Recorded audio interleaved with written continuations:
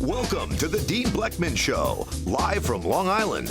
Free-flowing talk with a charismatic, down-to-earth host. Join Dean as he interviews and chats freely with his guests, ranging from superstar athletes to politicians, industry titans, and everyday folk with fascinating life stories. Dean educates, entertains, and most of all, touches people's lives. You're listening to the Dean Bleckman Show, live from Long Island. Hello, everyone, and welcome to the Dean Bleckman Show. My special featured guest today is comedian Eric Haft. Eric was born and raised in New York. He regularly, with the Long Island Comedy Festival, performs, and he can be seen at the Borgata in Atlantic City. He's appeared in such classic venues as the Friars Club, Caroline's on Broadway, Standup New York, the Paramount, Gotham Comedy, as well as the Governor's Comedy Clubs on Long Island.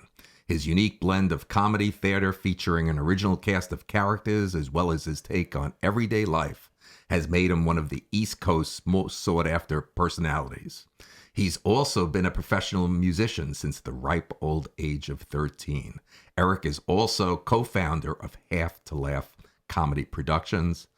Eric Haft, welcome to the Dean Bleckman Show. Well, thanks for having me. This is great. I hope I covered everything on that. Yes, that was very intro. official. That was a very official. Wow, I didn't realize I did that much. You know, I want to thank you very much for coming out to Setauket here up on the North Shore. I don't know if you've been out here before, but I love it. A lot of people, it's a first time for them. You know, over the years, Sharon and I, when we travel, and people ask us where we're from.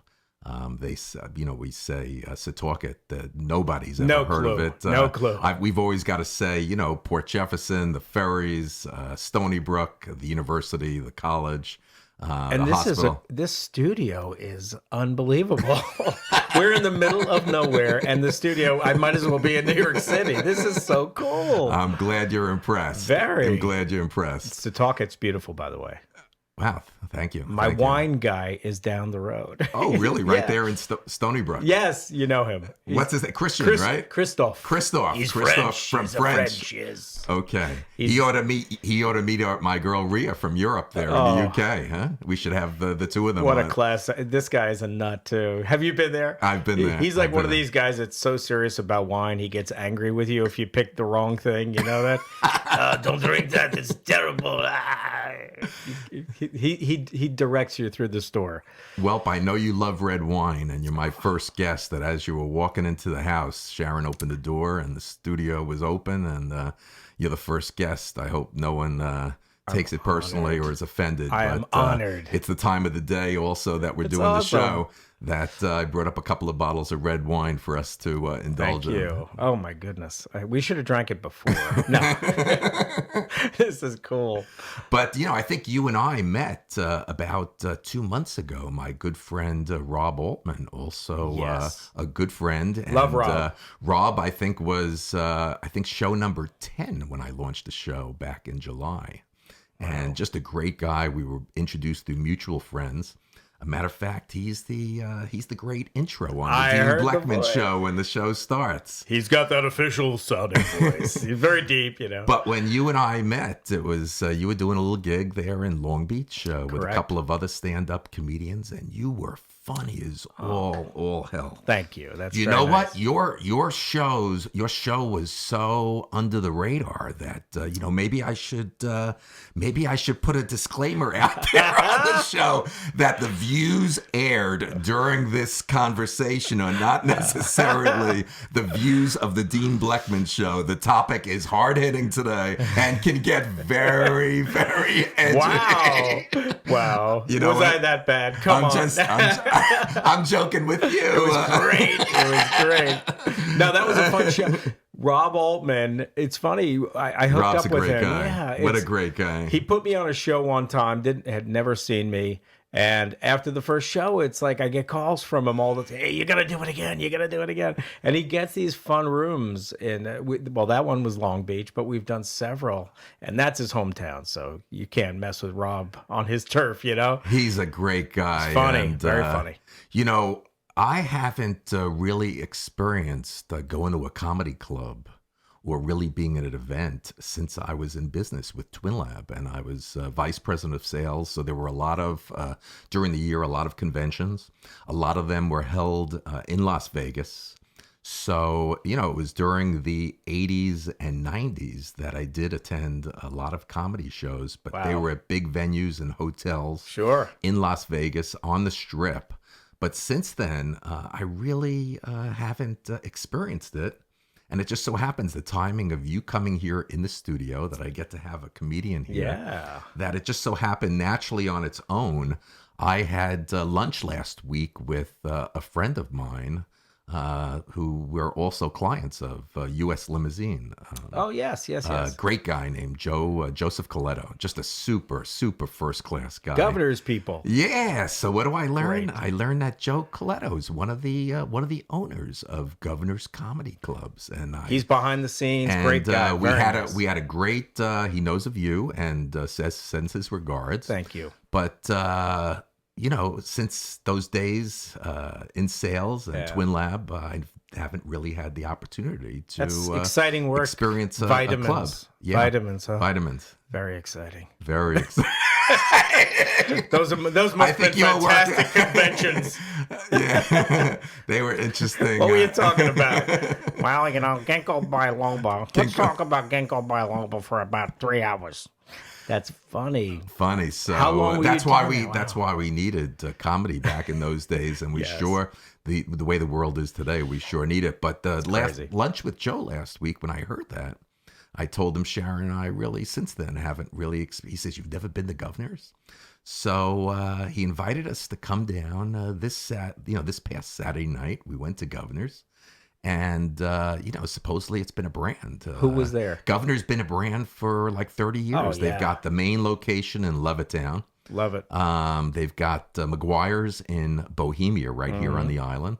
And then you've got their brokerage right there in Belmore that they're going to make bigger. So we've never been to a Governor's before till this weekend. Really? And we went there. We were treated just really great. Do you know Joe's partner, James Dolce? Of course. Great guy. He's a sweetheart. Lovely wife. They're great people. He's the one, you know. They treated Sharon, you know, he's Dean Blackman from the Dean Blackman show. We were just treated Jimmy, let me tell you a story. Royalty. I'll tell you a story about Jimmy. Dolce. I was a brand new comedian and starting out, you're trying to get into those clubs and you're brand new. Nobody's let you in there. You know, you can hang out. I walk in with Keith Anthony. I'm not sure if you've heard of Keith. One of the greatest comedians around. Absolutely one of the funniest human beings. And, you know, he sort of took a liking to me, and Mr. Dolce was there, you know, Jimmy was there, and he said, give this kid 5 minutes. He's funny. Give him 5 minutes. And he's, you know, Jimmy, hey, if you say he's funny, I'll give him 5 minutes. So Keith comes up. He said, can you do 5 minutes? And 5 minutes in comedy is tough. You know, to hit him in 5 and get him to laugh and make something exciting happen. I said, I guess I have to. I said, I'll do it. You know, I'm not going to say no. So Mr. Dolce said, all right, give him 5. And I went up and thank God it was great. You know, it was. I'll bet you a lot of people call James Jimmy Dolce. I bet you they call him Mr. Dolce. Mr. I mean, Dolce. next time I see Jimmy, I got to ask him who his tailor is. I mean, talk about a guy. He's well put together, right? I wonder if his wife puts him together like my wife Sharon does, because that guy, when you walked in and you met him and he shook your hand, wow, he looked dressed, you know, he dressed the part. I mean, the tie, the suit. You know, perfect, impeccable, you know? Those guys do it right. Honestly, Jimmy, he really is. He's a pro. They're gentlemen. When you walk in there, they treat you nicely. Not all the comedy clubs have that reputation, but Governor's really does a nice job. They treat comedians nicely, and it's probably I think it's the greatest stage, you know, anywhere on the East Coast. They have 3 of the nicest rooms. Beautiful. And they're making them even better now. Yeah. So I think, you know, here we're heading out, Sharon and I, on Saturday. We grabbed some dinner along the way. You know, Joe said, listen, if you want to eat there, food's Food's really good. It's like really above a pub. And boy, with that experience, seeing what goes on there with the eating, it's unbelievable. How was it? Good? It's amazing how people getting into it. But the act that was there on Saturday, as I said, I'm not familiar with comedy since the Vegas days with work. So Joe tells me that we're going to see some guy named Vic DiBitetto. And I don't know who Vic is at this point, And I, once again, an hour before we go to the show, I start to go on the internet and look up Vic DiBitetto and what comes up. But all of a sudden, this video on YouTube that says 16 million views. That's and incredible. the guy's getting hundreds of millions of views. And I'm seeing some lunatic that's on some video going, I got to get the bread and the milk. I got to get the bread and the milk. It's going to snow. It's going to snow. I got to get it. It's It was unbelievable. That's all it took. One crazy video. It was about a minute. I think it was a minute long. And it changed his career. Amazing. It literally changed his career, which is awesome. He's a very nice guy, too. Very nice guy. The funny thing is, when you meet him, and I'm sure you did. Jimmy had him at the end of the show spend some time with Sharon and I. We took some pictures. They He's were a up sweet on guy, right? the Dean Blackman Instagram page. You could see it. I love that. Vic was just as warm and he's quiet, actually. When he's on stage, he's screaming, he's yelling, he gets it all out, and then you see him and he's quiet. Hey, thanks. Eric, ever since we saw him Saturday night, I'm still, I wake up and I'm still hearing him yelling into my.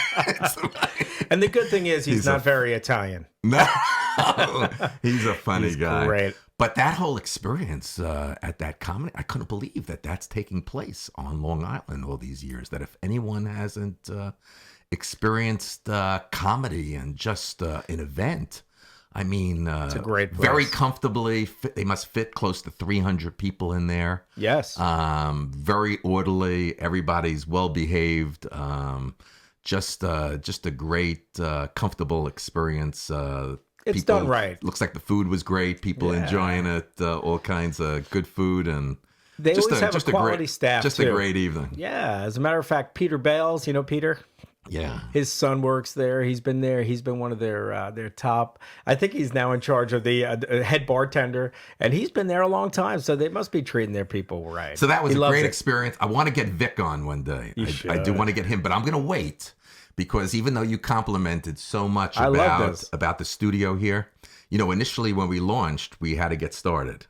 So, there's a gal, a lovely lady from the UK, from the United Kingdom, over there in Europe. Her name's Ria Bow. She handles all the technical, imagine getting this studio set up and some gal, I never heard of Skype before until I met her. Never even knew what Skype was. So here she's having me set up a studio here in my home. And she knew how to set up all the equipment, the sound.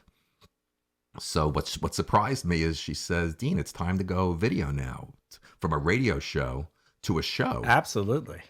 So I started buying all the proper cameras and all the videos that she had. So I don't want to have, sometime next year, we're going to go video the show. So I don't want to, as you can see, I'm getting pretty excited about it. No, it's awesome. But if I'm going to have comedians on, we're going to have cameras in this room and facial expressions. But yeah, it's a good thing you have me. I'm not really a comedian. I'm more of a personality. Well, look, I'm the host. Not only am I the host and the personality, I've got to coordinate, schedule, plan, do the production of this show. But I'll give you a funny experience. Hopefully you'll think it's funny, okay? So we did a test run with this camera only once. There's going to have to be a lot more test runs. And we're probably going to have to get more cameras. Right. And Rhea, if she's listening to the show, she's going to hear this for the first time.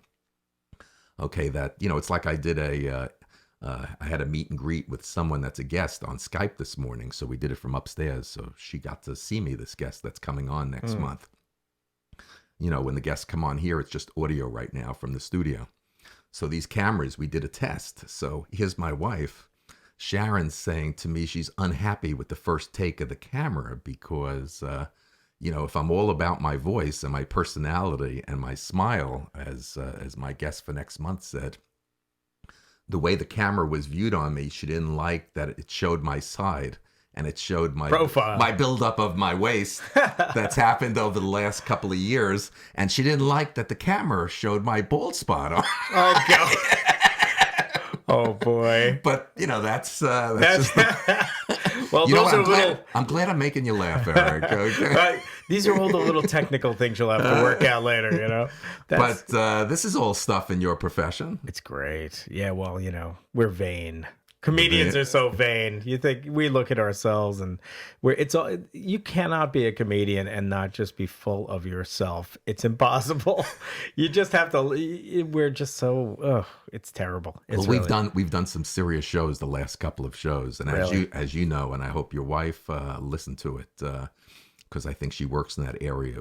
I had some guests on, two brothers, regarding a real life story on manic depression and bipolar. Real serious show. My wife, yep. There was some humor on that show, but a real serious thing. So the timing of you coming here, the timing of Sharon and I going to Governor's Comedy Clubs, meeting Vic DiBitetto, and still hearing in my ears, I gotta get the milk.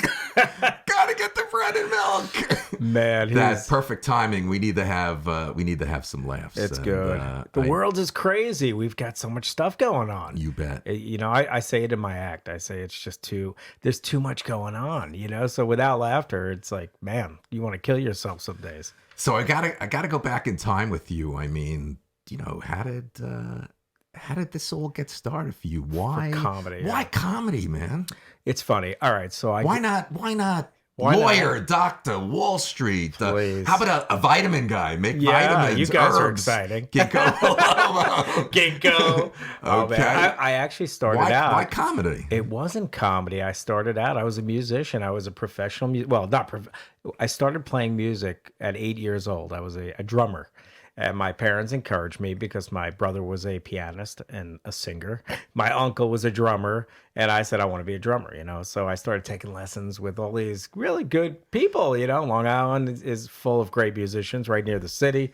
And I wound up going to college for music. I went to University of Miami. Wow. And I graduated with a bachelor's in jazz performance. It was called Studio Music and Jazz. That was the major. Can you imagine going to school for jazz? What a waste of money. Your parents let you go to Miami, University of Miami? Well, my brother went, so they had to let me go. Wow. We visited, when we did the college circuit with my daughter Allison, we visited Miami. We said, you're not going there.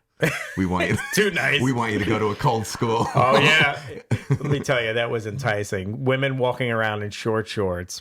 How awesome! Too much distraction. Great football team. When I was there, they were national champions. It was great.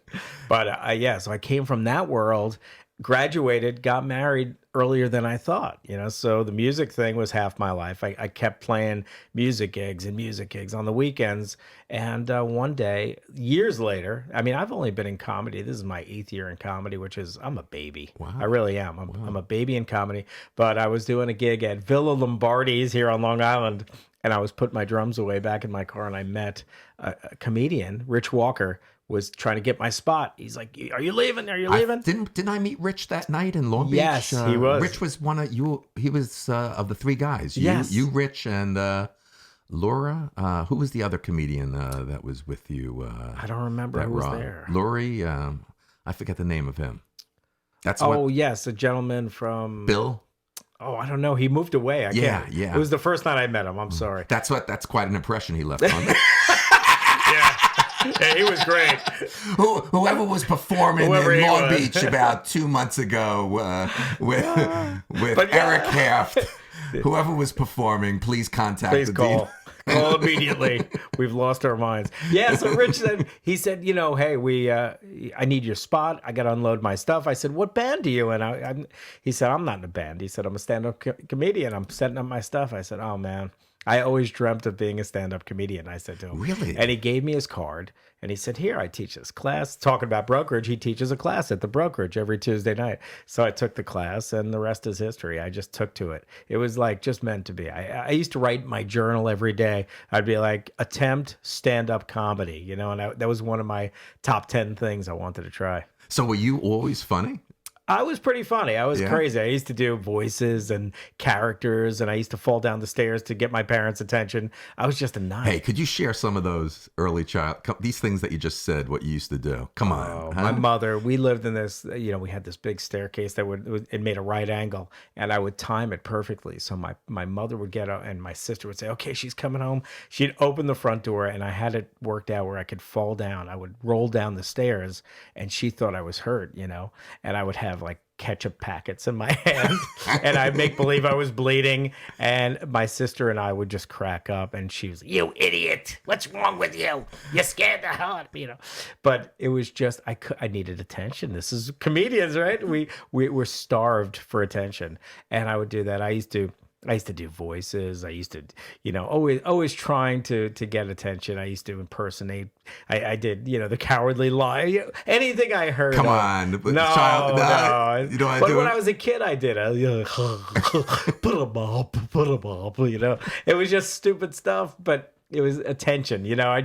Sammy Davis, I did. It was like, hey, man, when I was your age, I used to sing, of course. Who can take the sunrise? It was like whatever it was. So who in the industry, whether it be TV, theater, stand-up, who really inspired you? And I used to love. I watched Johnny Carson constantly. So, he had the greatest guests. But I used to love the singers. I used to love, of course, Billy Crystal was like a young guy back then, and he was coming up. So he kind of did shtick that I liked because he did characters. George Carlin is probably the guy I watched the most back then, because the HBO specials were like the only way to check out really cool comedians. And he had a new special every year. Carlin would be on top of my list. As far as my list, my favorites were, George Carlin, Don Rickles, his style was unbelievable. Johnny Carson, I always loved. Now, the two next classics, the first one I'll mention was Rodney Dangerfield, his type of humor. The best. And my all-time number one favorite, who could do anything right, was the late Robin Williams. Yeah. Yep. He was my all-time favorite for all kinds of material. He affected me for sure because of the improv. I'm big into just kind of going with it, to have too much planned. It never seems to work out for me. I need to be more spur of the moment. And he was so highly intelligent. The guy was great guy, well read. He could do anything. So great actor. About 12 years ago, Sharon and I had an opportunity to meet him out in L.A. I don't know if you knew back in those days, about 10, 12 years ago, it was always a big thing for celebrities to do birthday parties in L.A. at bowling alleys. Really? So a good buddy of mine, who's one of the greatest friends in my life and who I still consider to this day the greatest baseball player in my lifetime, Barry Bonds, played for the San Francisco Giants, who's also going to be a guest on this show one day. Wow. So he was having a 40th birthday party at a L.A. Bowling alley. Bowling alleys were big. And besides Sharon and Dean Bleckman, it was a well-star-studded event there. Cool. Who do we get to sit with at the bowling alley when we were breaking bread? Sitting right next to me was Robin Williams. And, wow. It was he couldn't have been nicer and more humble and gracious to Sharon and I. It was just Was he quiet? Great. What was he like? Very, very quiet. Very Subdued, low, very subdued, just enjoying being around friends and meeting people like us, Barry's friends that he hasn't met before, and just So the other side of me was the great actor Danny Glover. So really? I had to switch back and forth, Lethal Weapon and Mrs. Doubtfire on the other side. But Robin Williams, it was just a great experience to have met my all-time greatest comedian and actor. One of a kind, for sure. I mean, he was... The thing about comedians, it's so tough, is that when you meet them, for the most part, people want you to be that guy that they know, on TV. When I tell people I'm a comedian, they're like, oh, tell me something funny, It's always... they want you to be on, but... you're the first guest, including... Well, I was the most nervous for my mother, the first show. I would be back too. in July. Matter of fact, I was thinking of, should I do this to Eric? Should we do a surprise call to my mother? And I decided I'm not going to put him through that. In Delray Beach, right? In Delray Beach. It's my soon-to-be 90-year-old mother. Oh my God, she's unbelievable. That's awesome. I get more hits and more letters and text messages. Dean, honey, it's Mommy. I'm on the phone. Am I live? Am I live, honey? I'm playing Mahjong, but I can only go talk for a minute. She doesn't talk like that. No. If we called her now, she'd kill me. The worst thing that you could do is I'd have my hands up when you say, Mrs. Bleckman, how are you doing today? Oh boy. You know, when you ask that question. She doesn't like that, huh? No, Mrs. Bleckman? No, it all comes out after that when you ask the question. You know, with some people, when you ask them, how you doing? Yeah. It opens the floodgate, the Forget. doors. It's over. It's over. You know. How am I doing? Sometimes you got to just say hi to people like that, you know? My mother's the worst, you know. She's a hit on this show. Is she fun? Yeah, everything. So she's not angry? Like an angry lady? She's extremely depressed right now over the election. Very depressed. I mean, if you listen to some of her past shows. Really? Oh, boy. She goes hard on Donald. Oh, I'm sure. Very hard on Donald. My mother did too, you know. It must be a Florida thing, but she was not. She used to scream, "You better not! You better not!" I said, "Ma, leave me alone. I don't want Hillary. I don't care. You can't vote for him." She was all over me. She drove me crazy, and now she, you know, my mother's great. I have great parents. They were supportive, but now the older they get, you know, she's angry. You know, I called her the other day. I said, "Ma, it's nice of you to call your mother. One day you're gonna call me. I'm gonna be dead." I was like, "Happy birthday." You know, my mother's had this like itch, this rash all over her body that's come out. And I believe the doctors don't know what's causing it.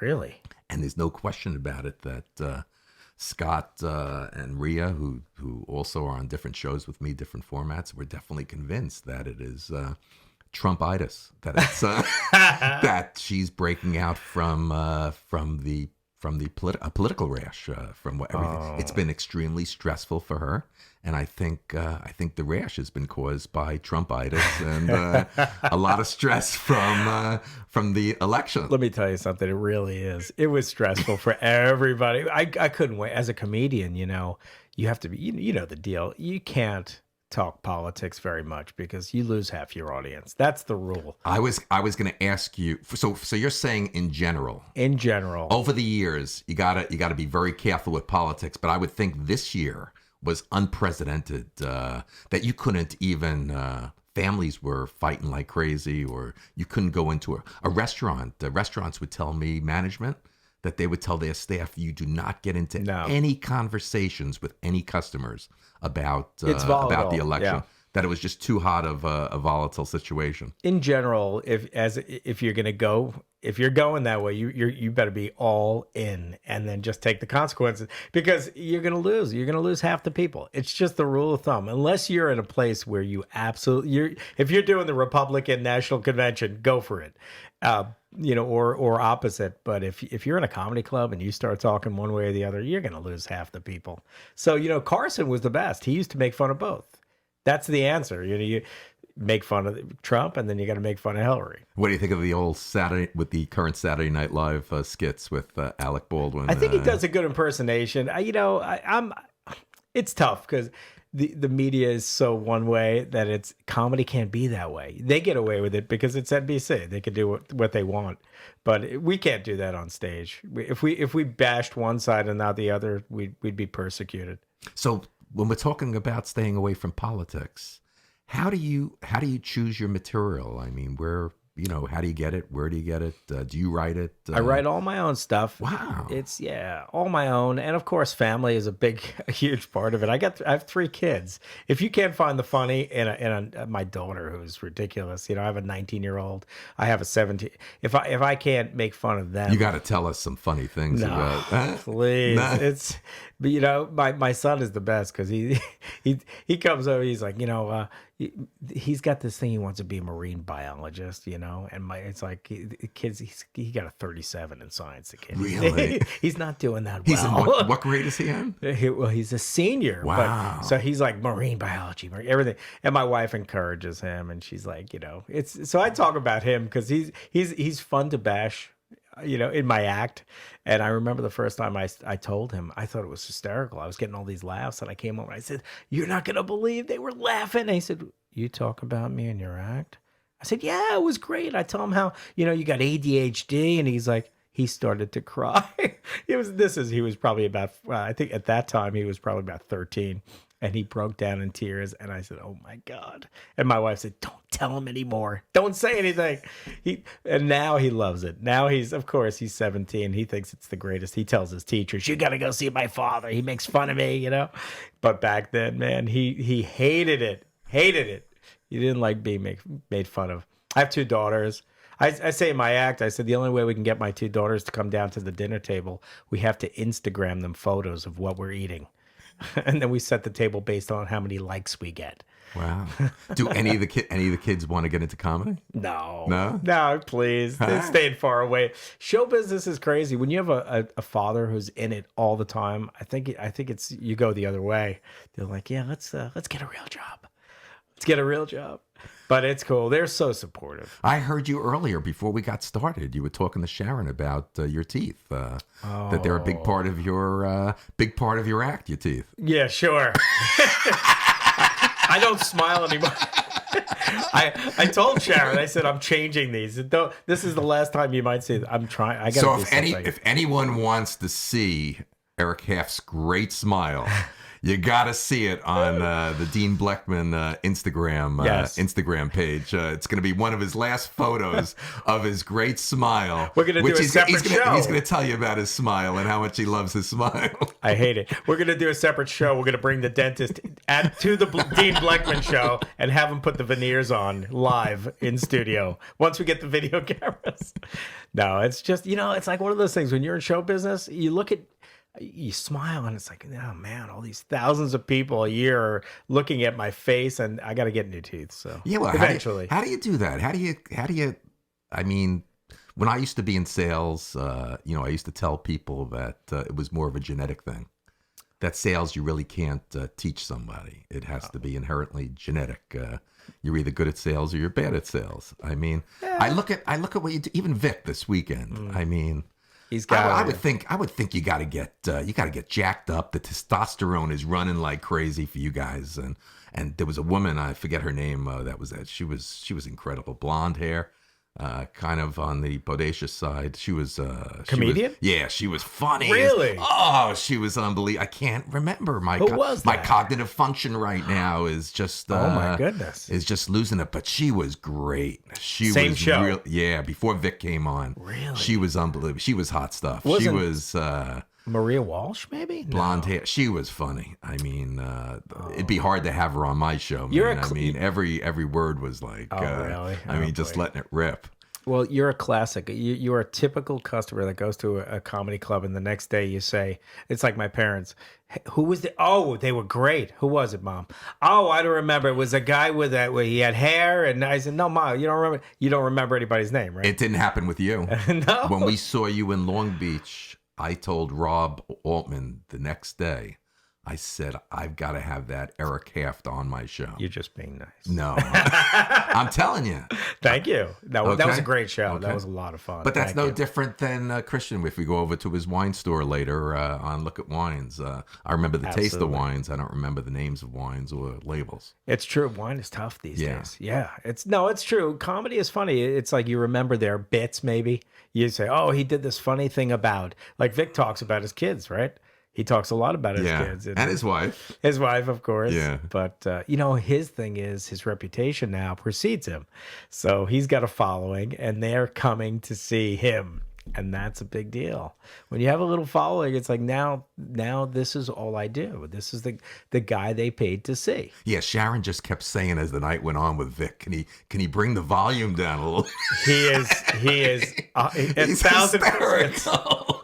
He is in your face, let me tell you. He says to everybody, I think you all thought you were really seeing you got the bread and milk guy. You're right. No, but he's great. I love him. I was at the Borgata with him, as a matter of fact. They had started a new season, and I was on the show. You've heard of Richie Minervini? Sure. So it was me, it was Richie Minervini, it was Vic DiBitetto, and Rob Magnotti. My goodness, what a high energy group of guys. It was crazy. And man, Vic just tore the place you apart. guys being in the same industry, and I know what it's like being in business in other industries, whether it be my old one. I mean, is there good camaraderie among different comedians? What's the environment? What's the culture like? Are you guys friendly? Yeah. Is there a competitive edge to it? I don't think so much. Yeah. Who's going to get the market share? I think how is it? What's comedians it like? love to rip each other apart for sure. If you're in a room, if you're in the green room, they will make fun of each other. They will just bust each other's chops the entire time. It's almost part of the deal. You tell them that they were horrible, and you're making fun of them, and you're telling them they're hacks, and they don't. So they love to bust each other's chops. But in the end, honestly, I've met so many great people. Just like very lovable people, and in a very short period of time, you meet some nice, cool people, and you see them on the circuit. So they're out there. You're in Jersey one weekend, and you're working with, Vic one weekend, Rich Walker, Peter. We're all over the place, and we're just it's a love fest. I would think it's got to be a profession that if you don't have a love for it and wake up every day, that you just can't wait to get up and do it. I would think you can't be in it. You gotta really love. You gotta love doing this. It's the toughest thing I've ever done. Honestly, I was a musician my whole life, but I was a drummer, so I was hiding behind the drums, so to speak. Nobody's looking at me at the end of the night. They don't remember I was even there. But comedian, you're up there by yourself. And if you bring it, and you get all the credit. But if things go south, it's all you, baby. So it's hard. So each gig that you do, how do you decide for each venue, each gig that you do? How do you decide on your material for that night or that day? There's something called tried and true, and you have to know that you're funny. You have to believe that. Like Vic knows he's funny, right? Rich Walker, you're doing it long enough where I know my material works. So hey, that night that I saw you, you were damn funny. You were a funny guy. Thank you. Guy. And I we can't let you off that easy here today. Come on, you're being too nice. No, but thank you. I appreciate that. But it's one of these things where I'm finally at the point where I just know I'm funny. So you see some old people, you might go, oh my God, there are old people. They're not gonna. Or you see some really young kids in the front. They're not going to get that. But if you sit there worrying about what each individual. On the whole, I always say if you've got 100 people and 80 are laughing, you did well, right? It's batting average. It's that, and you just know you go up there with a certain confidence. Just go, I know I'm funny, and after a while, you are. And of course, the material, you sneak a new joke in the middle, of course, a couple of new things, new bits that you want to try after you got a few laughs. So what happened? Let's talk about that a little bit. What happens if you don't get a laugh? Well, you have a choice. You can just keep going, or you can make fun of the fact that your joke just sucked. Sometimes they just don't go over. And I tried something. What happens if has that ever happened to you? Oh my gosh, yeah. If you're a comedian and you haven't had a bad night, then you haven't been doing that many shows. I did a show this past weekend, and it was kind of a setup. I had no clue where I was going. It was a firehouse. But when they say firehouse, I'm used to 300-400 people in a room. I show up and it's a 10 o'clock start. So something was funky. I said, what's going on? 10 o'clock at night? So it's a bar within a firehouse, and there were maybe 50 guys, mostly guys, a couple of women scattered about, and they're drinking their faces off. And I looked, and Rich Walker put me on the show, and I said, this is not going to be good. So you have to decide, do I even want to do my material in a situation like that? Because it's not a comedy situation. It really isn't. How about when there's hecklers? As you get into an environment like that? I've been fortunate. You get a couple of people that'll talk to you. You have to be careful. I've never had anybody heckle me in a bad way where they're screaming at me or calling me names or trying to throw me off. It's more people just trying to have fun with you. So we spoke about being in smaller venues, like getting started at Governor's comedy clubs. Yes. How about when you move up to something like the Paramount or some of these other big venues that you've played in. What's that experience like? Paul Anthony, Long Island Comedy Festival, he produces their shows. He was the first guy to say, hey, I'm going to give this guy a shot in a bigger venue. So Paul put me at the Paramount, and I was only a few years into this. But some people said, hey, this guy's funny, give him a shot. I had no clue. It was about 1,500 people, and it was just, didn't look like a comedy. It's a huge, the venue. It's great for a band, whatever, a musical act. When you're up there by yourself on that huge stage, it's scary as heck. So I got up there, and Chris Roach, Christopher Roach. Sure. So he said right before I went up, he said, don't get nervous. He said, you're not going to hear laughter right away. He said, it's such a cavernous venue. He said, wait for the laughter. You're going to think you didn't get a laugh, but it's delayed.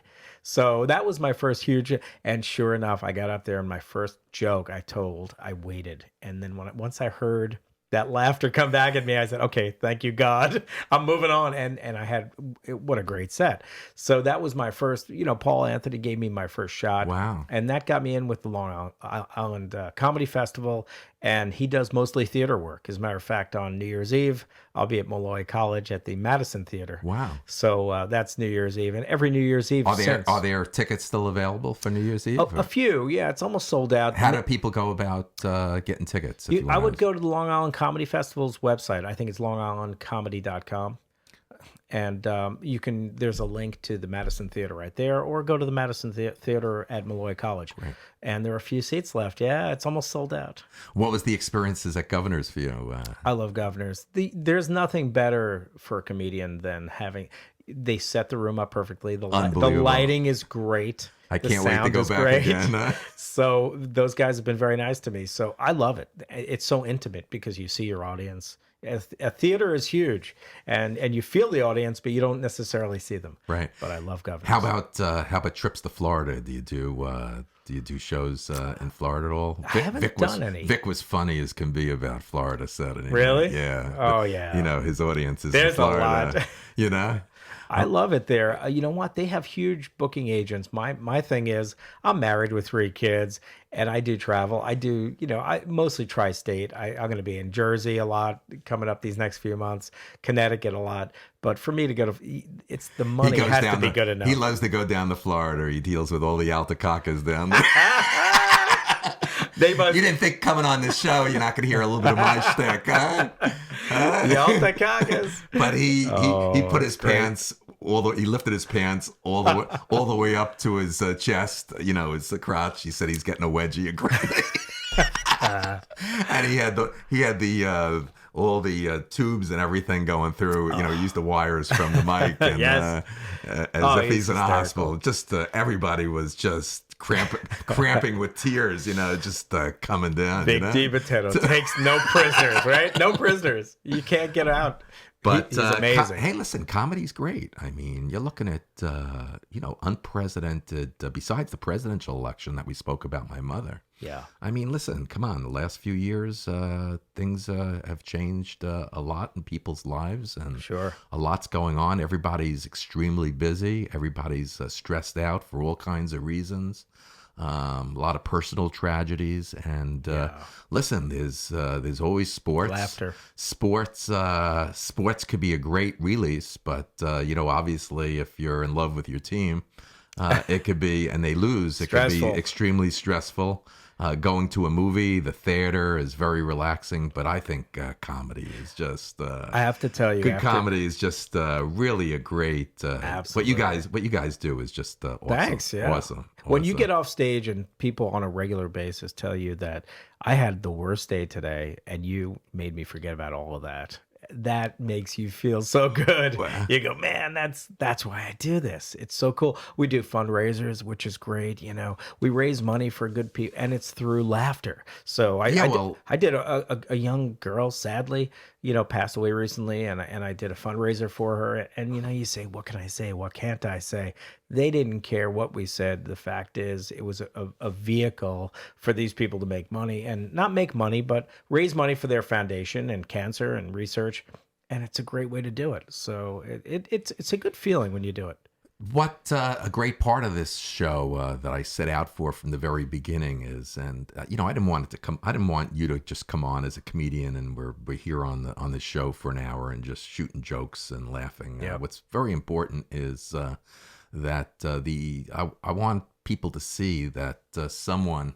Not only is it laughter every day that you do, but to be able to come on and for people to hear that you're just a regular human being, and the humble side and the personal side of Eric Haft. And thanks. It was very important that when I launched this show, the vision always was for the show to be very inspirational, very educational.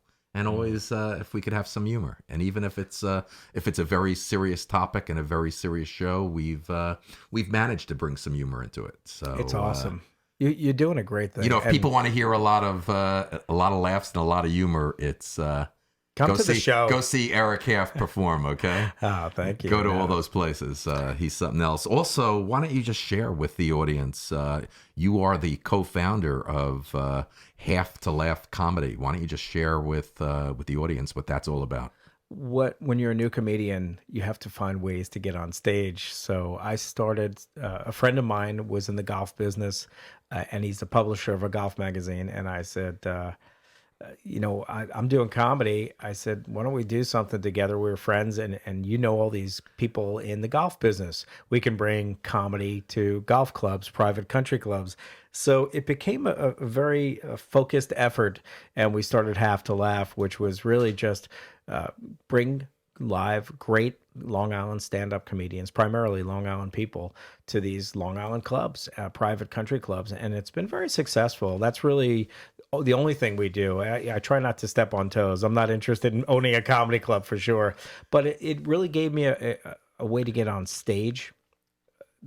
And of course I'm the guy booking the show, so I get to do a lot. But I got some incredible experience early on with very tough audiences, because you go to a private country club, these people, it's make me laugh, and we just started. So one would refer another, and we've got a slew of country clubs that we do now, and they call us back on a regular basis, and it's really nice. So we're proud of it. I'm still a comedian first, though. I hate being. I quite honestly, it's so much work to book a comedy show and follow up, and I just want to make people laugh. That's my thing. You were talking about, a purpose. It's just your dreams. You have to figure out what makes you tick, and you have to do it. And you can't let fear. The reason I do comedy is it's just my version of climbing Mount Everest. That's what it is. It's the biggest thing. I was always so afraid to do it, and I finally just tackled it. And I said, I'm gonna beat this thing, but it's hard. It's a tough, totally tough industry. So you've been sitting with me here. We've been having this conversation for over 46 minutes now. Are you going to write a joke about me? Yeah, I think I will. We got to talk about your hairline. Then, when you get on. No, we're good. This is awesome. This is easy. This is a great conversation. How many times do you do? I've done some of these things where there are 10 people in a room and you're on radio and one person's talking over the other. It's nice to have a one-on-one. Everybody's comedians, especially. If you ever do radio with more than one comedian, one's trying to out-funny the next. That's what it becomes. And unfortunately, with radio, you can only listen to one voice at a time. You mentioned that, and you're a few years, you're a little bit younger than me, much younger than me. Don't say it. No, you're a few years younger than me. But, it's very different. Listen, I love to talk. I've done it my whole life. And people always said, Dean, you got a great voice for show business. And now it's being applied. But there's no question about it. Being someone that can engage and really be approachable and get into conversations with people and talk to people, that I have no problem with. But there's no question about it. Do I get stage fright when you're, walking in or guests are coming into the show? Do I get a little bit of Jackie Gleason? Do you get a little bit of that where your throat and what you call not having any dead time? But it seems I'm getting better and better at this. So, you're good. You're good. This is fun. And let me tell you something. It gets better. How many years is this for you doing this? Doing this? This is like one? Since the end of July. And you've done 40 shows already? I've done about, I think your show number 45. My Oh, my God. My mother was my first show, July 26th, this past summer. Oh, my So God. you thought I thought it was you thought I've years. had the show for years. No. That's so cool. It's only been, 4 months. That's a lot of 4+ shows. months. No, but that's a lot to do in a short period I of know. time. I keep hearing that from my wife. How does she put up with you? How does she put up with you? I went from unbelievable plenty of time on my hands and boredom Yeah. to let me tell you something. This is Well- it's not just all getting behind the mic that we're doing here.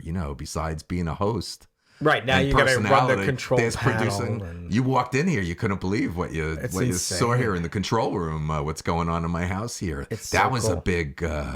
My wife was. She wasn't happy with me when this was taking over in this room here. I mean, it was. Where's my mother when she comes up? Where's she going to sleep? I know, but you to didn't pull have out. to take her. You didn't have to take her master bathroom. Now this is cool. Where's though. my mother going to sleep? You're taking over the house. This is cool. Now, and what is your? But goal? she's into it now. She's So into yeah, it. so now you're gonna go. You do the video and then you stream it live, right? Right. That's right, cool. Right. That's the goal. Cool That's goal. stuff. Yeah, you get a following. I see you all Yeah. over the place, which is nice. And right? I'm telling you, speaking to Joe Carletto and the whole governor's crowd and Jimmy Dolce down there. Yeah. You guys. There's some great, you don't- great people coming through governors that are going to be coming through the Dean Bleckman show This here. is gonna be a in- comedy in show. You gotta Setauket and change over this at, format over. Change it over. Come on. There's going to be some great stuff coming through here with some great talent coming through. Now with, comedy. how did you? So you started this? Wow, that's so cool. And you just said one day you just decided, hey, I want to do this. A young man, 29 years old. Sharon and I were having dinner at a great restaurant in Smithtown. I don't know if you're familiar with them, Insignia Steakhouse. Oh, of course. Yeah, we when we go out to dinner, it's just the two of us. We don't like to sit at a table. We sit at a bar. Nice. Me too. So one night we're sitting there back in December of last year, a year ago, and some young man reached over and said, "Can I introduce myself?" And he says, "I got to tell you that you have the most incredible voice for radio."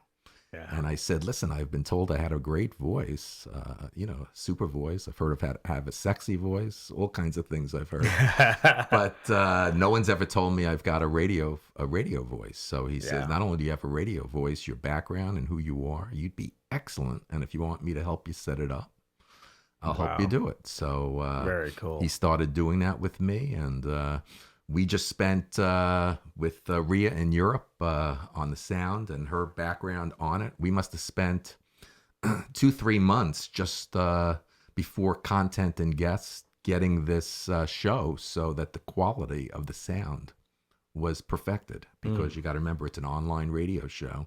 She's coming in all the way from over water, the Atlantic Ocean. Sure. And she sometimes sounds like she's in my studio. It's amazing. So it's been just an incredible cool. incredible experience. When night before and when I wake up today, I just can't wait to see you. Next time we need the wine in here for sure. This is great. we're We can be drinking- sipping while we're doing this. We're drinking. It's in the kitchen. Sharon's got the corkscrew ready. As soon as we're done here, who I will knows? say, I want to tell the audience, it's a very nice Tuscan wine I've got waiting for me. It looks good. I think it's a Sangiovese. I'm not sure. Maybe we'll have a couple of glasses and we'll do maybe a Victor Biteo. We'll see if we can get up to do some videos. Oh my God. You and I about Absolutely. the show, We'll and do it. see if we could do a Dean and Eric video. Abbott and Costello. That's right. Did you see us do that, by the way, Rich and I? Yeah, you that guys was fun, were right? great. That was fun. Great. Yeah, we do that. People ask us to do it. It's a silly throwback, but it's amazing how many people remember that. Are you able to do that without someone doing it with you? Did you ever try it that way? By myself? Yeah, by yourself. Right. But you did a great Abbott and Lucas. Yeah. Yeah, Rich is pretty good. He's a good Costello. He's Awesome. funny. Awesome. He forgets it half the time, and then we make up. We cover each other's lines. When one screws up, the other one fills in. But it's always great. And we were written up by his daughter. Lou Costello his daughter has an Abbott and Costello newsletter, so she threw us in there. It was nice, very nice. Yeah, I've got to get Rich on. Yeah, you should. He's fun. He'd be great. Yeah, You'll tell him I want him on the show. I'll let him know. He would love it, and he's local. So, most embarrassing moment you've had in show business? Oh God, embarrassing. Come on. Number one embarrassing moment. In show business? Yeah. I was once when I was playing drums. It's not comedy. I remember playing the drums, and I was at a place in Brooklyn, and they brought the bride and groom, and the band set up. And what they didn't tell me was that the stage where the bride and groom come out when they're announced, the stage splits in half, and my drum set was right in the middle of the split, and my drums split in half. Really? And the bride and groom came walking through my drum set. It was embarrassing. That was pretty embarrassing. It was ridiculous. It would have been nice of them to give me a heads up on that one. So what are the secrets for telling everyday jokes in order to get the biggest laughs? When you say every day, are you talking about like a joke? I'm talking about any type of joke you want to mention. I think it's all about relatability. If you're talking about stuff that people experience themselves all the time, then you're going to be a hit, because it's when you start talking about the obscure or politics, of course, because you're going to split people, but it's got to be relatable, something that they've experienced. If you talk about how hard technology is for you, they can relate to it, or how your cell phones are taking over your life, they can relate to it. I know you wanted to stay away from politics, but it's still hot here. We got to talk about just things that are happening today. Sure. Today in the news. Look at today's headlines coming out of NDTV. The headlines. Oh, wow. Grave concerns about Donald Trump's mental stability. Wow. Harvard doctors, NDTV's a news media from India and around the world. I mean, they're stating that in a letter addressed to U.S. President Obama, these doctors, one from the Harvard Medical School and two others who have been associated with top U.S. varsities over the years, have urged him to order a full medical neuropsychiatric evaluation before the president-elect takes office on January 20th. Wild, huh? Oh, I mean, this has to be a big headline that people in your field of comedy. Oh, they'll play Trump with it. Must be. Hey, look. You may not like this. I'm going to lose you now. I'm a Trump supporter, so unfortunately, you're going to hate me. No, but here's the thing. I have to tell you that it's tough. I laugh about how they talk about the media. What's real news? What's not real news? Come on, Hillary, you're upset because you're lost, but was that real news? You paid off half of those people. Was that the real news? It's all bogus. He's crazy. We know. I think Trump's nuts. He's got to be. Anybody running for president's got to be crazy. I mean, all you hear, the current news, you guys with your material for comedy. I mean, all you're hearing is Russia. Putin hacking of emails. That's got to be material. That's absolutely, that's big and used. The Electoral College coming about a vote now about confirming the president-elect being in the White House. I mean, NBC today. Yeah, material like this, great material. NBC reported today that female doctors outperform male doctors. That a team also out of Harvard's the big place. Well, we know that's a lie. Okay. No, I'm just kidding. Of public, that less men doctors, patients treated by women were less likely to die of what ails them and less likely to come back for what ails them. Amazing, huh? Wow. That's got to be some big material crazy. There, huh? So yeah, I'm going to put this in my act. It's going to be in your act, huh? you got who is NDTV, by the way? I never heard of them. Are they one of those fake news I never people? heard about them today, but they're if you go online, they're a really? big news outlet. Yes. Hey, you know what? Here's the deal. Whoever is running this country, God help them. It is a tough time. I talk in my, every day there's something else in the news, warning Americans, avoid any unnecessary travel to Pakistan. Really? I got to worry about going to I'm not planning any vacations, Honey, where do you want to go? Aruba? No, let's go to Pakistan. I think it'll be beautiful. You can't go anywhere. It's scary. You got to just be, I don't know. We're on guard. We're on guard. So lately, if you were doing an act tonight, what would be a big part of your material? Oh, it's my tried and true stuff. I always start with the same stuff. Of course, there are some topical items I'll talk about, but at the beginning, the trick when you're on stage is get them early. You got to get them laughing right away, because an audience judges you in the literally first 5 seconds they see you. So they may not like the way I look, they might not like the way I dress. So I've got to hit them with something that's just going to make them laugh. If I make them laugh, I'm good. It changes all the time. I talk about how people think I'm gay because I dress too nicely. I'm not, men are not allowed to look too good, so they assume I'm gay, and I did talk about that, which is kind of funny. So if you had to describe yourself in 3 words, how would you describe yourself? I am gay. No. No. Rich Walker would say yes. No, you know what? Oh boy, 3 words. Confident. No, I'm a pretty cool guy. I'm a confident. I have like so many different sides to me. 3 words: fun, confident, and I don't know. How about, we ever asked if you could take 3 things to a desert island? What would they be and why? Oh wow, that's a good one. You know what I love? Like, what is that thing? It's like almost like a chocolate mousse with oh boy, it's in a deep dish. Tiramisu is really good, but it's got to be from Rome or Florence, and it's like a custardy tiramisu with the lady fingers all mushy. That's definitely one. And another dessert, oh my, I'd go with just like really good ice cream. Ice cream's always great. Good stuff. How about a favorite one-liner joke? Either that you have told or that you've heard from somebody. Yeah, one-liners would be from someone I've heard. Yeah. Oh, You got to share it. it's a short joke. There's a joke about a guy who goes into a supermarket, and he says, he's a big burly guy, and he says, I need a half a head of lettuce. And the guy behind the counter said, excuse me? He said, I need a half a head of lettuce. And then he says, all right, give me a minute. He goes in the back and he says, hey, Joe, some dumb idiot out in the front is asking for a half a head of lettuce. And he turns around and the guy's standing right behind him. And he said, and this fine gentleman would like the other half. Eric Haft, huh? That was great. So yeah, those are fun. Joke. We call those joke Come on, jokes.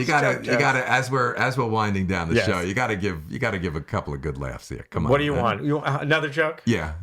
I love when I'm Rabbi gets a phone call, right? He gets a phone call and he answers the phone. He says, hello. He says, is this Rabbi Greenbaum? He says, yes, it is. He said, Rabbi Greenbaum. He said, it's the IRS. Can we ask you a couple of questions? He said, yes, you can. He said, Rabbi Greenbaum, do you have a Corey Rosenberg is a member of your temple? He said, yes, he is. And he said, did Mr. Rosenberg donate $30,000 to your temple? He said, yes, he will.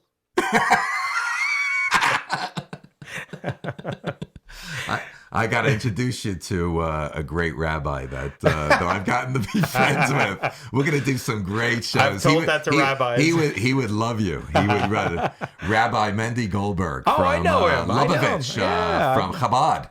I donate. Over in Quorum. I know who he What is. a great human being. Nice guy. Yeah, guy. he invites Sharon and I hope he's not getting offended. We got to get back to him in January. He invites us every Friday night to Shabbat at his home to Great. be Nice with guy. his family. Yeah, you got to listen to his show. We did a great show a couple of weeks ago. I donate money to those guys. Very nice. Unbelievable. Yeah. Super Very guy. nice people. Just a great he's gonna go anchor and do some shows with me. Oh, I gotta nice. have him on, but you guys would really hit I it didn't off. realize this was a Jewish show. He's Wait got a second. Huh? You kidding me? After he was on this show, my phone doesn't stop ringing. I've got hundreds of Chabad and Lubavitch I can rabbis. Let me tell you. Rabbis that wanna. You can't imagine they're lining up in the cul-de-sac here. Satok, it's getting Satok well. is hot. It's Very getting Jewish. well. They're all moving onto your block. No, you know what's unbelievable about Chabad and Rabbi Mendy Goldberg is, once again, what's so unique and he caught me so much of is that he doesn't just welcome Jews into his congregation. They're great. Everybody, all Absolutely. people. It's just a great thing. It's Yeah, just, they're doing good stuff on Long Island. There's another one in Comac. Right. These Chabads, and the cool part about it is I remember, like when I was a kid, I'm Jewish. They wanted it was like a cult, give us your money, give us your money. These guys are the opposite. It's almost like, hey, we don't care if you're the best Jew in the world, or Right. you're the, or you It's don't. not about Eric. It's not about money. No, it's not about money. No, that's the about byproduct. people. That's the They're unbelievable. byproduct. There's no pressure about money. It's not. It's about helping people. Exactly. He's just remarkable. And the byproduct we is become they really, take care of them. really good friends. Oh, that's nice. I don't need a shrink anymore. I got a rabbi and I got a psychologist all in one, And they're the best. No, I got a friend and I got a rabbi and I got a psychologist. He's great. I love it. Huh? That's so cool. And now I've got comedians. Huh? Well, we're here for you, Tatala. Anything you need. Come on, you must do. Listen, Vic did a lot of material on Jews. Did he? the other Yeah, night. and he's Italian. No, Italians and Jews. he Italians did. and Jews are the Come same on, in a lot of ways. You must have some material to share with the audience. Oh, boy. Something good. Huh? Come a on. joke? You want to hear a joke? Good Oh, joke. God. Let me think. I always think about there's an old Italian couple, and this is not off color. I have to make sure. and the wife is so angry she wants a divorce after being married for 65 years. So the husband doesn't want to go. She drags him to the to the whatever they are, the marriage counselor, and she said, "Let me separate you guys. I think we'll figure this out. You're married 65 years." So she brings the old Italian woman in, and she says, "What seems to be the problem with the marriage?" She says, "My husband, he can't live with this man no more." She says, "What's the matter?" She said, "He smells like a pig. He doesn't bathe. It's disgusting." She says, "That's it?" She says, "No, he always he's picking his nose. I can't live with him no more." She said, "That's it? You want a divorce?" She says, "No, that's not all." She said, "When we make love, he always wants to be on the top. I want to be on the top." So she says, "All right, relax. We're going to work this out." So she goes next door and brings the guy in. The husband, he's angry. He says, "What did she say about me?" She said that she wants a divorce. "Why did she want a divorce? What did I do?" She said, "You're always picking your nose. It's not nice." He said, "Hold it right there. My father tell me one thing. You keep your nose clean." He says, "Oh, what else did she say about me?" She said, "You don't bathe. You smell like a pig." She said, "Hold it right there." He says, "My father tell me two things. Keep your nose clean, stay out of hot water." She said, "What else she say about me?" She said, "When you make love, you always want to be on the top." She wants to be on the top. He said, "Hold it right there. My father tell me three things. Keep your nose clean, stay out of hot water, and don't screw up." I'm sorry, it was a long joke. That was funny. No, it's Boy, silly. we could go on, huh? It's great. Come This on, is how great. about one more before we come to a close, huh? Oh boy, I'm trying to think. I was thinking about some of my favorite jokes, but We got to hear one or two favorite jokes of all time. oh that you've no, done, some huh? of them are dirty. I can't. Some of the jokes. One of the jokes I How hard is that to do? What's that? That when you're on a program like this, to be able to be funny Yes. and to tell a joke without it being dirty. Oh well. How hard is it to do that? You could clean anything up. I was always taught when I first started doing comedy. They said you can make a clean joke dirty, but it's hard making a Wow. dirty joke clean. Wow. Because if you rely on that F word or whatever the word is, if that's what you need to get the laugh, it's not a very funny joke. So it's true though. But you can take a clean joke and make it dirtier. Wow. So that's really the rule. So what's another one? Oh boy. I'm trying to think of some jokes. Oh gosh. I just heard a cute one. Oh, here's a great one. I heard a cute joke. 3 kids, so it's the last day of school and the teacher's getting gifts. They're getting gifts from all these kids. And the first girl walks in. Her father is a florist. And she walks in with a beautiful bouquet of roses for the teacher. She said, "Oh my God, Susie, that's so nice of you." She said, "Yeah, she's my dad." So the next kid, his father's a butcher, comes in with a box of meats for the teacher. She said, "Oh my God, John, this is great. I'm going to have meat for the whole summer. This is fantastic." Third girl, her father owns a liquor store. She comes with a big box and it's leaking, dripping, all stuff coming out of the box. And the teacher says, "Oh my God." She starts to taste. She says, "Is that red wine? Oh my God, you got me red wine." She said, "No, no." She said, "Is that fine champagne?" She said, "No, it's a puppy."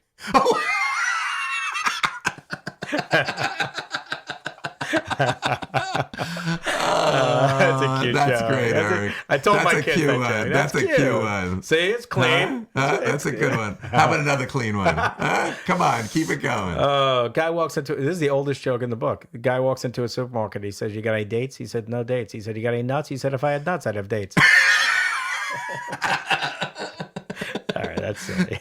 These are all those silly street jokes, right? Yeah. It's funny. There's Chris Monty. You know Chris Monty? Yeah, Chris Monty. Great comedian. Chris Monty could tell you, and Joe Starr. You know Joe? Yeah. I remember when I first started doing comedy. At the end of the night, they'd get up at Governor's and they would do a joke off back and forth. They would tell the audience street joke after street. Incredible memories. These guys. They have thousands of jokes. And one joke reminds you of another. That's what it is. You know, you hear one that's, oh, okay, now we're in the doctor vein, and now we're in this. So they're all different genres of street jokes, you know. Wow. So are a lot of younger generation, or the industry today, are there a lot of young kids and young adults that are looking to break into Surprisingly, the industry today? How is it today versus 5-10 years ago? Is it are a lot of young people trying to break in? With the internet, it's amazing. You can record yourself, performing at Governor's, let's say, and you get a good quality video, and you look professional, and you throw it up on YouTube. Wow. And all of a sudden you've got 1,000, then you get 10,000, and you can do so much more. I mean, look, you've got a professional, incredible studio that you could have in New York City, and you're doing it in your home, right? Right. And no one knows, but it's just as good. It sounds, but you can do so much from your home with a video camera. I think the next step, I think I've got to take lessons from Vic DiBitta and start doing some get a million hits. Start doing some studio in videos on the Dean Bleckman Show. Yeah, I think people want to see, for sure. They do want to see it. Right. It's a big thing. It's audio. It's visual. But again, the cost these days is so little. Right. I've got a friend who works for Comedy Central. He's their head editor. He does all their commercials and whatnot. And last year he invested in a home studio. And let me tell you, the guy's busier. His day gig is keeping him busy, but his night gig is busier. He does more stuff from his home than he can do ever in Comedy Central. It's amazing. Right. So what's your advice to new comedians starting out? You know what? My advice is don't rely on being dirty. It doesn't seem to work out. The guys that work the most are the guys who have the not universal, but they can sort of perform for almost anybody. That's one of the things I pride myself on. I appeal to young people, middle-aged people, older people, black, white. I don't care what you are. Funny is funny. I think that's the answer. Just get funny. Peter Bales says that. It's almost like how we keep this show. It's almost like a philosophy of full transparency and just keep it real. Real. That's really the most important. That's what we try to do here. Yeah. If you lie on stage and you talk about things that didn't happen, or it's not really your life, it's someone else's life, and people see through it. The audience knows the difference. They are not idiots. Do not assume these people, because they see right through the BS. They really do. As a comedian, if they don't believe you, you're done. It's got to be real. Well, it's getting soon for happy hour for us to break open that wine. So we got to bring things. We got to bring things to a close here. Who knows? Awesome. Who knows? Maybe we'll have enough to drink that we'll do a viral video. We'll do a drunk version of the same interview. Hey, thanks for having me. This is really awesome. But thank you for the opportunity. Great. You're a great guy. And, thank you. I want to have you come back, whether you want to be a co-host here with me and it's awesome. Anchor. It's great. Just have some, maybe with some other comedians, just some really great shows that we could continue to have here. And you're welcome here anytime you want. It's a fantastic show. It's super. I want to wish you and your family Happy Hanukkah. Oh, right? Thank you. I'm Jewish. Yeah. Jewish. Landsman, right? I'm the real deal, baby. And, a happy and a healthy new year, that this has been a lot of fun. Yeah, and, I appreciate it. I get a lot of enjoyment out of this, and I think my audience is going to love this show as well. Oh, thank you. And thanks, seriously. I loved it very much, and we'll do it again. And we'll drink some good wine. What's next for you? What's definitely. What's on tap for 2000? New Year's Eve is the big one coming up. The Madison Theater. I'll say it one more time, but that's if you're around. I know a couple of people called me today to see if there were more tickets, but that's a beautiful theater. If you've never been to Malloy College, the Madison Theater is beautiful. They renovated it a few years back. 2 years ago. It's state of the art. The lighting is amazing. They do some cool stuff, and it's going to be an amazing show. So that's going to be Anything New else Year's for the Eve. first quarter of the year? Oh, yeah. Go to haftolaugh.com is my website. Good. HAFT, the number 2, and then laugh.com. So I got my whole schedule's up there. I'm going to be in Jersey a lot. I'm doing the Comedy Cove. Just booked a whole bunch of stuff in January and February. So it's good. Let me tell you something to my audience out there. Sharon and I had a chance to hear Eric Haft perform, and it was such a great evening. A lot of laughs and a lot of comedy that can't be done here on this show. This show today was more about the person, not how great of a person I was having here and how humble and gracious, not so much just coming on for an hour and a half of jokes. That's not what this show is. So there's more. For anyone that hasn't seen Eric Haft perform, it's going to be a special performance. And thank you, a great guy, and thanks for coming here today. I appreciate it. So I want to hear from all our listeners. Listeners can reach out to us with the free text number for U.S. residents at 631-372-8849. We'd love to hear from all of you. Include your name and location, and we will mention you on the show. Please don't forget to like us on our Facebook page and to hit the subscribe button on the show's YouTube channel. If you'd like to leave a comment, use the box below.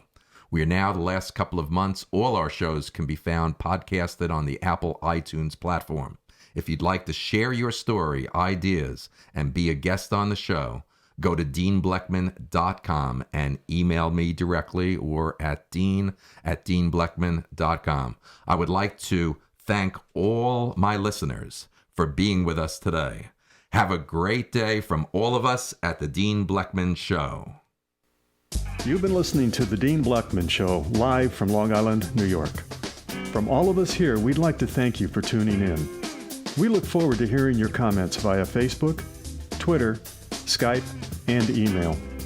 And don't forget, you can visit the webpage anytime for the up-and-coming guest list. From all of us here, have a good evening.